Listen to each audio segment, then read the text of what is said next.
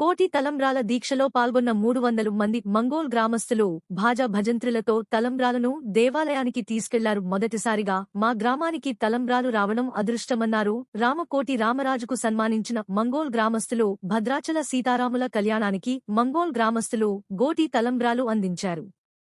తెలంగాణ రాష్ట్రం నుంచి 250 కిలోల గోటి తలంబ్రాలు అందించాలనే సంకల్ప దీక్షతో గ్రామాల శ్రీకారం చుట్టిన గజ్వేల్ శ్రీరామకోటి భక్త సమాజం ధార్మిక సంస్థ బుధవారం సిద్దిపేట జిల్లా కొండపాక మండలం మంగోల్ గ్రామంలో తలంబ్రాల దీక్షను చేపట్టింది.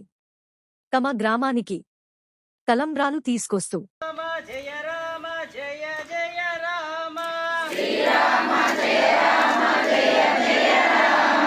శ్రీరామ జయ రామ జయ జయ రామ శ్రీరామ